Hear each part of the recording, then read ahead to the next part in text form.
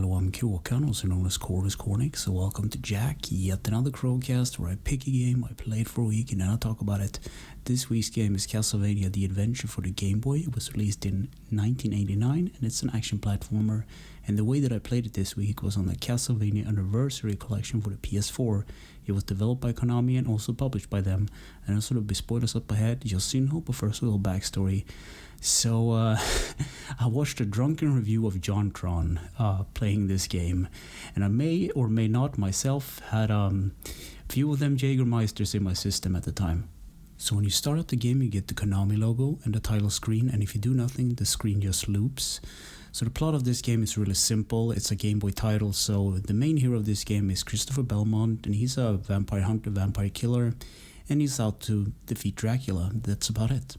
So once you press start, the game begins. Stage 1 is a forest with floating candles, mudmen dropping from the top of the screen, and what I think are dinosaurs. They might be hunchback actually. So this game is a little different from other classical Castlevania titles. You actually collect coins for score, I believe, and you can pick up hearts, but normally hearts in Castlevania is ammunition for your sub-weapons. In this game, well, you don't have any sub-weapons at all. You can upgrade your whip into 3 levels, and if you get hit, your level goes down by 1. So I think the max level of the whip is 3, and then you shoot fireballs from it. So this game doesn't have stairs, but it has a lot of ropes. So the first stage is about climbing up these ropes. Eventually you encounter some rolling eyeballs, and I found a cross, and the cross is what I believe to be invincibility.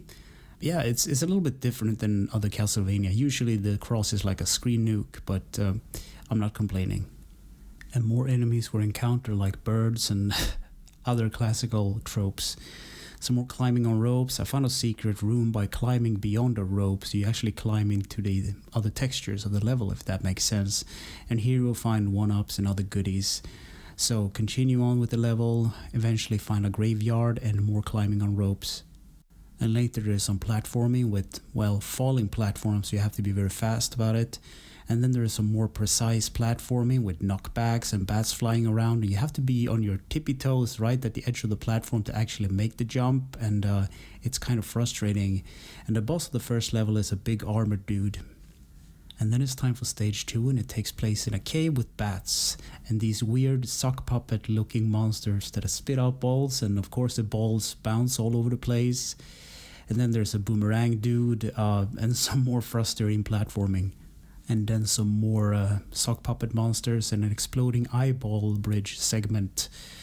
Later up, there is a maze kind of structure. You have to kind of choose which way to descend in order to get to the boss. And the boss is kind of like these moles kind of monsters that peep out of the walls. I found a good strat actually standing at like a cracked segment of the bottom. So you have to just avoid these. There's like a wave going on. You have to take out all these badgers or moles, and then you're good to go. And then it's time for stage 3, and there is a spiky ceiling, and of course the ceiling goes up and down, so you have to be careful where you stand. And of course, if you touch even a spike, even the slightest, you will die. It's instant death.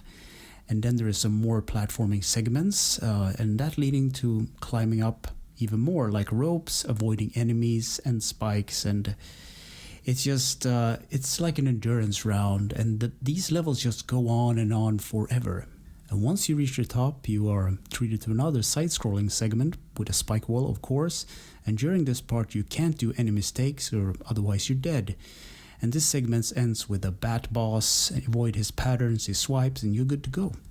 And then it's time for stage 4, the castle. So a long stretch of axe armors, and upper floor there are some more hand puppet monsters, and later spike segments with platforming, and a corridor with more axe armor knights. And the boss of this level is Dracula himself, so there's some platforms with spikes, and there's like a safe spot where you can stand and just dash out damage. And of course, because it's Dracula, he has 2 forms, so the second form is a bat. There's also a safe spot you can stand and not get hit. And the game ends with a cutscene of the castle crumbling to dust, and the hero leaves, and there's like the end credits, and a bat flies out of the rubble, so Dracula survives, I guess.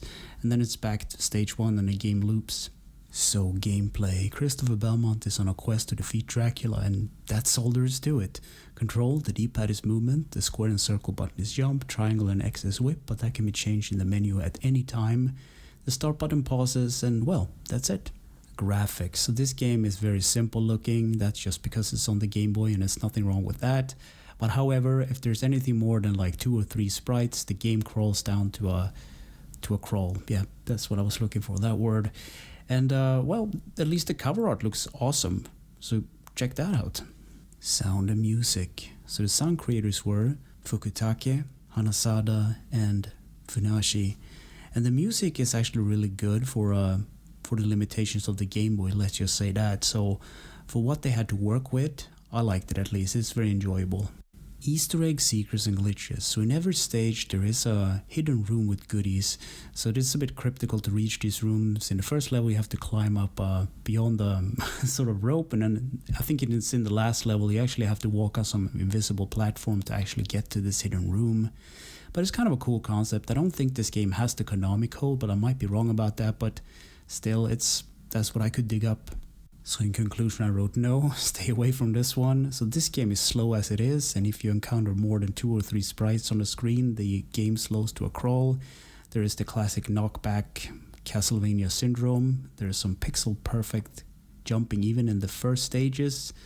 So I think this is the worst Castlevania game I played so far on this podcast, and I think that's saying a lot. However, this game I played on the Anniversary Collection, the Castlevania Anniversary Collection. So it has a save feature with save states, so that's kind of nice, but I don't like to abuse save states.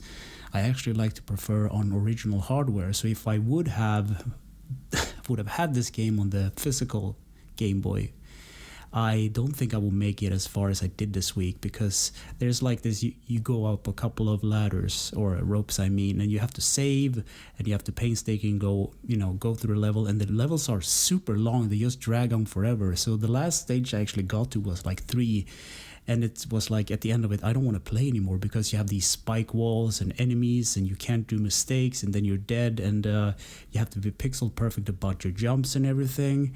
But this was the first game that was released on the Game Boy, so of course it's gonna have its flaws, right? So maybe the later Game Boy titles in the Castlevania series will be better. Maybe I'll play them next week, I don't know, we shall see. So anyway, thanks for listening and or watching, and take care.